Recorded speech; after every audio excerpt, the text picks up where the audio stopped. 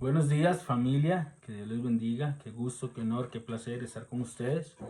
Mi nombre es Julio París y pues hoy me toca este devocional del 1 de junio, ¿verdad? Este mes que inicia, un mes que en el nombre de Jesús pues, va a ser un mes de mucha bendición. En el devocional de hoy vamos a estar leyendo parte de los pasajes de Juan 12, del 1 al 19, Salmos 2 y Proverbios 28. Esos son los pasajes del día de hoy. Pero bueno, antes de empezar vamos a hacer una oración donde le agradezco pues usted cierre sus ojos donde está y pues también me acompañe en esa oración. Amado Rey, Padre Celestial, Señor, te damos gracias por este día, te damos honra y honor porque tú has sido bueno con nosotros, porque nos permites levantarnos y poder eh, conocer más de tu palabra, porque tú eres bueno con nosotros. Te pedimos, Espíritu Santo, que nos regales sabiduría y entendimiento para que esa palabra cale en nuestros corazones y en nuestras mentes y podamos ser mejores seres humanos cada día. Te lo pedimos en el nombre de Cristo Jesús, en unción del Espíritu Santo. Amén y amén. Familia, dice que en Juan 12, vemos la historia de cuando a Jesús le unge María los pies. Esto se da en Betania, en la casa de Lázaro, ¿verdad? Y dice así, vamos a leer un poco, dice: 6 días antes de la Pascua, Jesús llegó a Betania donde estaba Lázaro, a quien había resucitado de los muertos, y le ofrecieron allí una cena. Marta servía, y Lázaro era uno de los que estaban a la mesa con él.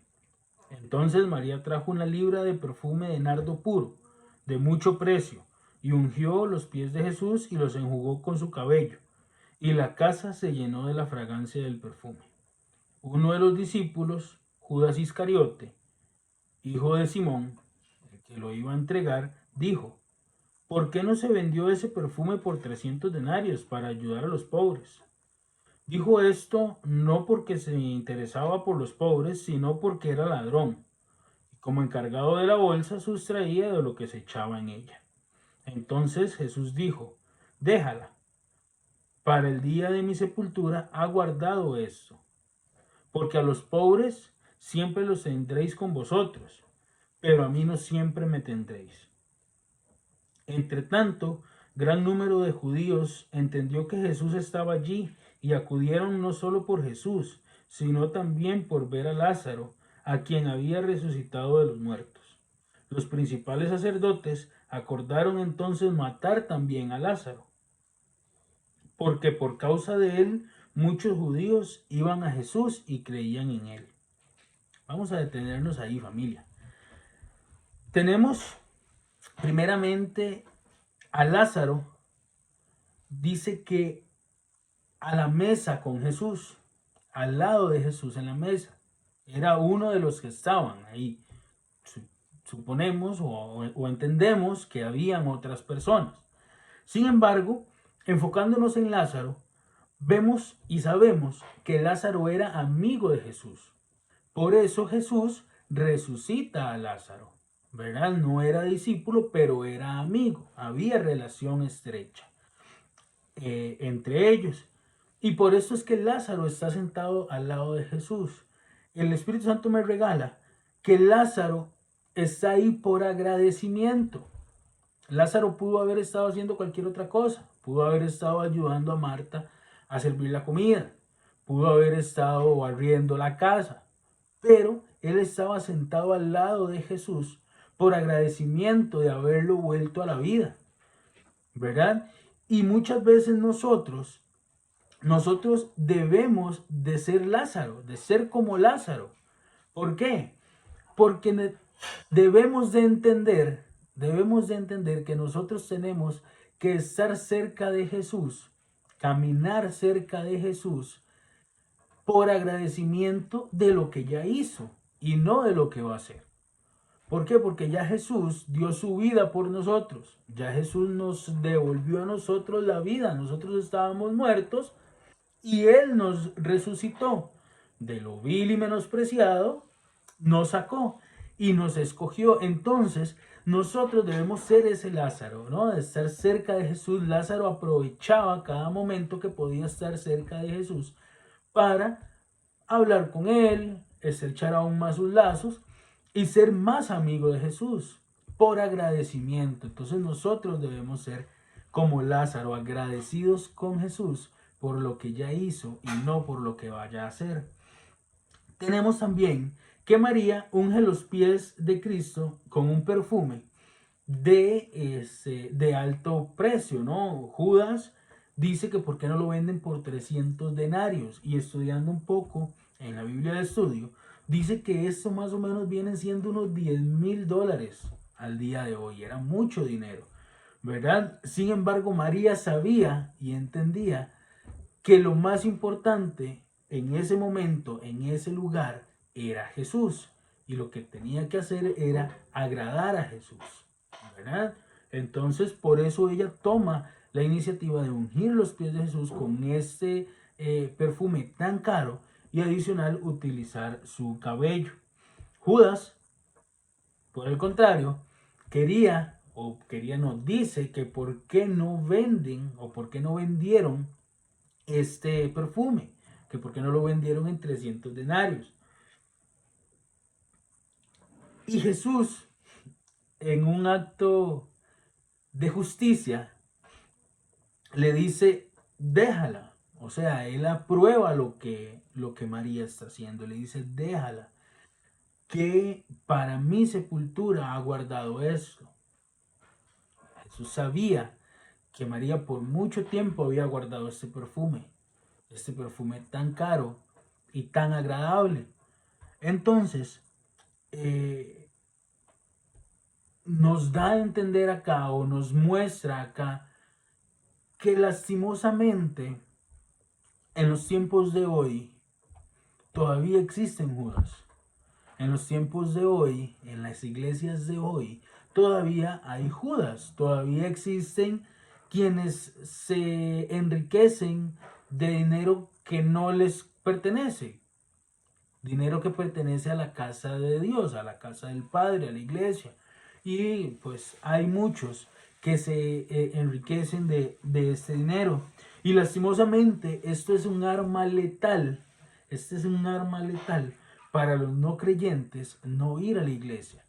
Quienes hemos tenido la oportunidad de en algún momento conversar con algún ateo, con algún agnóstico o simplemente con alguien que no va a la iglesia, siempre dicen y siempre mencionan yo no voy a la iglesia porque yo no creo de que yo tengo que dar dinero para que otro ande en un buen carro, ¿verdad? Yo no tengo que dar dinero para que el pastor se compre una casa tan grande como la que tiene.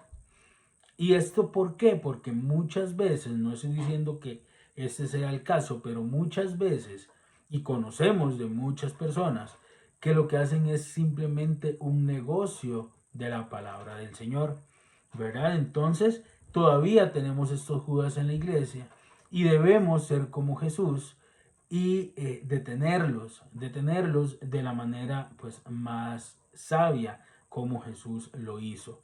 Jesús dando en esas palabras una de las respuestas a las preguntas que nos hemos hecho por muchos años, la sociedad en general, ¿no? ¿Por qué si existe Dios hay tanta pobreza? Y Jesús nos dice, siempre los van a tener, siempre va a haber pobreza. Y sabemos que pobreza no solamente es económica, hay personas con pobreza del corazón, pobreza mental, ¿verdad? Hay personas con mucho dinero muy pobres en su ser integral. Entonces, siempre vamos a tener pobres en nuestro entorno. Mas sin embargo, Jesús sabía que no siempre iba a estar con ellos ahí presente, físico. Y por eso Él les dice, porque a los pobres siempre los van a tener, pero a mí no siempre me van a tener. Jesús iba a morir, iba a resucitar y se iba a ir a la diestra del Padre del cielo, como sabemos que pasó. Vemos también en los versículos 9, 10 y 11, cuando acuerdan matar a Lázaro, cuando los judíos van a Jesús por causa de la resurrección de Lázaro. Esto dice así, repito, en el versículo 9, 10 y 11, dice: entre tanto, gran número de judíos entendió que Jesús estaba allí y acudieron no solo por Jesús, sino también por ver a Lázaro, quien había resucitado de los muertos. Los principales sacerdotes acordaron entonces matar también a Lázaro, porque por causa de él muchos judíos iban a Jesús y creían en él.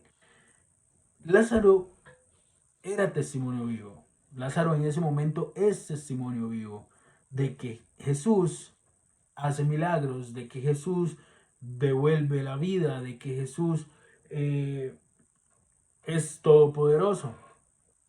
Entonces, esto me confronta y me hace entender, y es lo que me gustaría hacerles entender y que ustedes entiendan, que muchas veces nosotros para la sociedad somos como Lázaro. La gente estaba maravillada porque Lázaro había resucitado.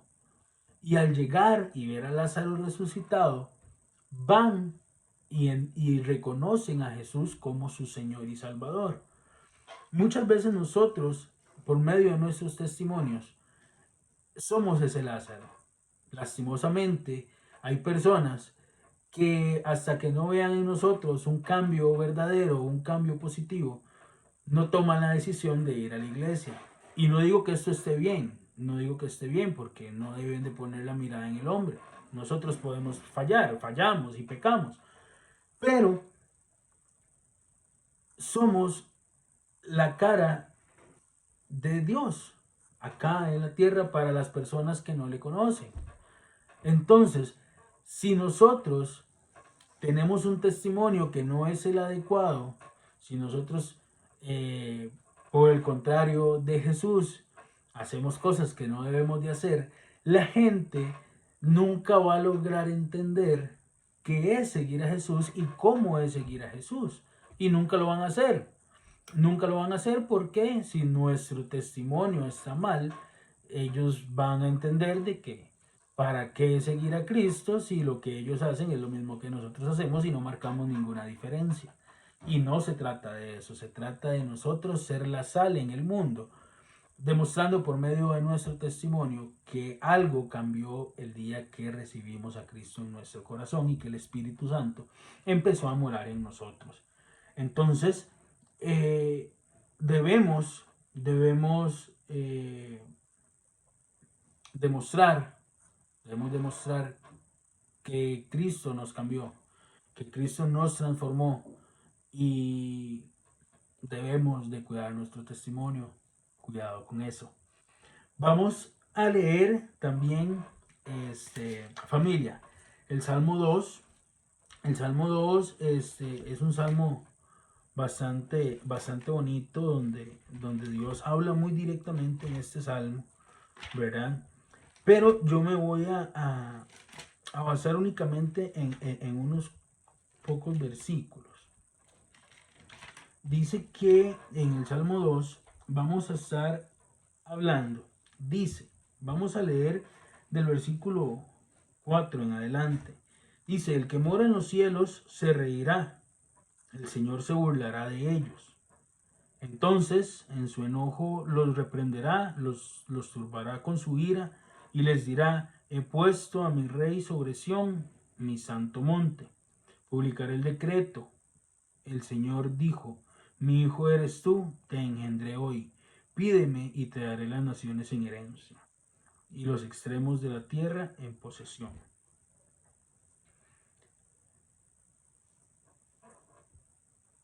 Tenemos que el hombre siempre ha querido retar o limitar a Dios. Siempre. Esto se ve desde la Torre de Babel, por ejemplo, que ellos querían llegar a Dios, ¿verdad? Querían llegar hasta donde Dios estaba. Pero este versículo 4 nos dice que el que mora en los cielos se reirá. El Señor se burlará de ellos, de todo aquel que tome por su propio esfuerzo querer retar a Dios, querer limitar a Dios, querer hacer lo que Dios hace, ¿verdad? Y dice, entonces en su enojo los reprenderá, los turbará con su ira. Esto es para la segunda venida de Cristo, ¿verdad? Para la segunda venida de Cristo. Será cuando esta ira de Dios sea sobre estos escarnecedores, sobre estas personas que creen que pueden hacer el trabajo de Dios en la tierra, ¿verdad? Entonces, hay que tener cuidado en querer tomar por nuestras manos el trabajo de Dios, en querer limitar o retar a Dios o creernos mejores que Dios. Pero dice, y esa es la parte más bonita de este salmo, que Él nos da una promesa, Él nos da una promesa a nosotros que ya le aceptamos y que ya somos hijos, que ya tenemos identidad de hijos de reino. Y dice, publicaré el decreto que el Señor dijo, mi hijo eres tú, pídeme y te daré las naciones en herencia, pídeme, pídeme. Esta palabra nos la decía también Salomón, si quieren sabiduría, pídanla, no pídanla. O sea, si ustedes quieren algo, pídanlo. Y Dios conoce los anhelos de nuestro corazón. Claro que el Señor sabe qué nos conviene y qué no nos conviene, ¿verdad? Porque yo le puedo pedir a Dios, Dios, hágame el presidente de mi país, pero si no es lo que me conviene, pues de tampoco me va a poner ahí. O me va a llegar a poner hasta después de que me transforme y me haga una persona que pueda manejar un país, ¿verdad? Pero no es porque solamente yo lo pedí ya, sino porque Él tiene un plan perfecto para nosotros. Sin embargo, Él sigue conociendo nuestros anhelos, Él sigue conociendo nuestros corazones y sabe que si nosotros pedimos algo y nosotros lo vamos a poder administrar, Él no los da, Él no los da y por eso Él dice, pídeme y daré a las naciones en herencia y los extremos de la tierra en posesión. No hay límite para que Dios nos bendiga, no hay límite para que Dios haga cosas increíbles con nosotros, en nosotros y para nosotros. Dice en el versículo 12 de Salmos 2, termina diciendo, dichosos los, eh, los que confían en Él, bienaventurados los que confían en Él. Esta otra versión dice, dichosos los que se refugian en Él. Yo les pregunto, familia, yo les pregunto, ¿estás confiando en Él? ¿Estás poniendo absolutamente toda tu vida en las manos de Él? ¿O estás limitando a Dios? Estás diciéndole, Señor, te entrego esto, pero esto mejor yo me lo dejo, esto mejor yo lo trabajo, esto mejor yo lo hago, déjemelo a mí. O usted está diciendo, Señor, tome el control absolutamente de todo.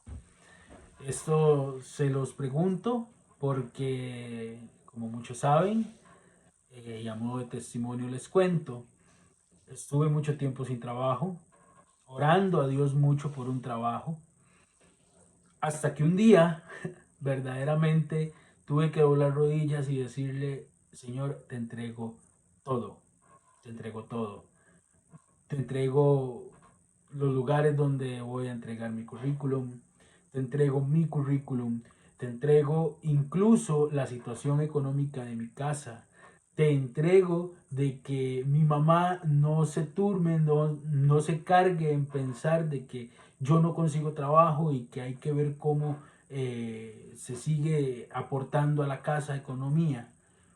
Te entrego todo, hasta lo que yo no puedo controlar, te entrego todo, todo queda en tus manos.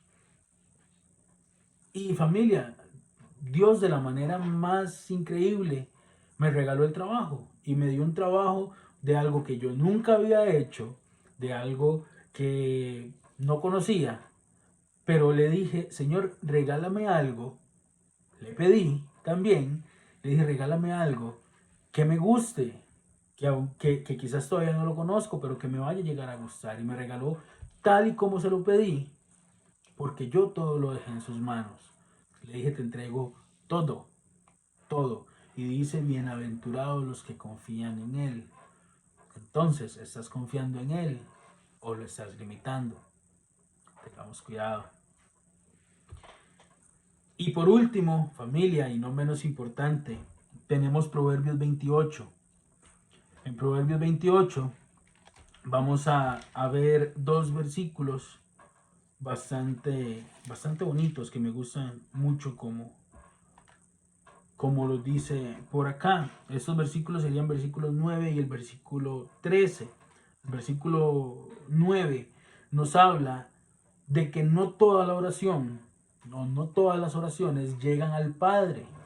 Y ojo acá en esto, hay que tener mucho cuidado porque depende de nuestro corazón, depende de nuestro espíritu, de nuestra verdadera, de nuestro arrepentimiento genuino, de que el Señor nos escuche.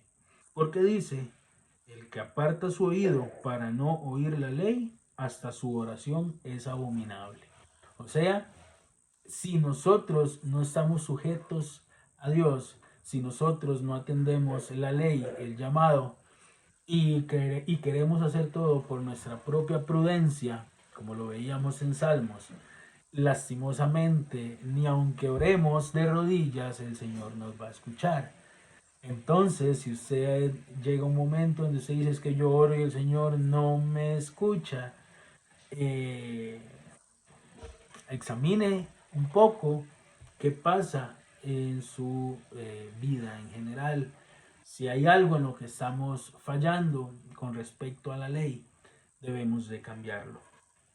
Y por último, para ya ir finalizando, en el versículo 13 dice, el que encubre sus pecados, el que encubre sus pecados no prosperará, pero el que los confiesa y se aparta alcanzará misericordia. Vemos que debemos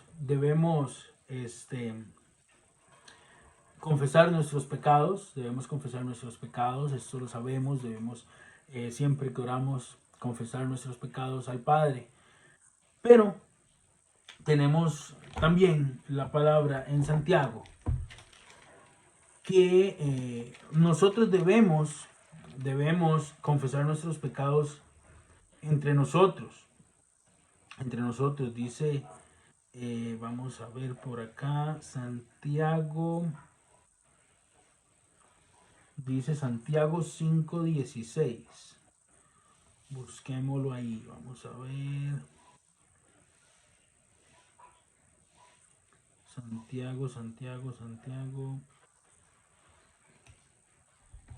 Santiago 5:16. Dice, permítame porque se quedó pegado esto. Dice Santiago 5:16, confesaos vuestras faltas unos a otros y orad los unos por los otros para que seáis sanados. La oración eficaz del justo puede mucho. O sea, familia, apoyémonos en nuestra familia espiritual, apoyémonos en nuestras autoridades espirituales, en nuestros líderes, en nuestros hermanos de la fe. Y no es para que se ande divulgando sus pecados.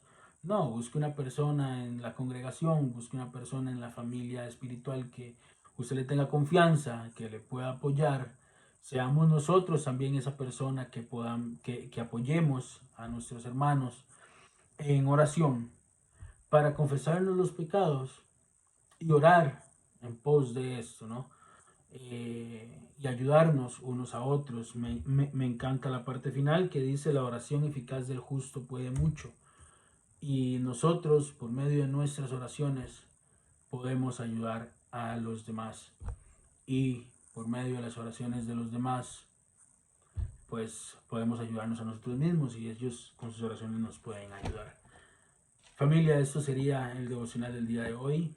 Nuevamente un honor, un placer compartir con ustedes y nos despedimos con una oración. Papito Dios, te damos gracias. Gracias por este tiempo que nos has regalado. Gracias por esta enseñanza. Jesús, ayúdanos a ser como tú cada vez más en este mundo donde tenemos tantos inconvenientes, tantas circunstancias.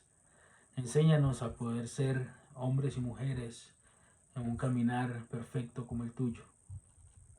Ayúdanos a ser tan agradecidos como lo fue Lázaro y poder así agradar al Padre con nuestras acciones, con nuestro vocabulario, con nuestros pensamientos.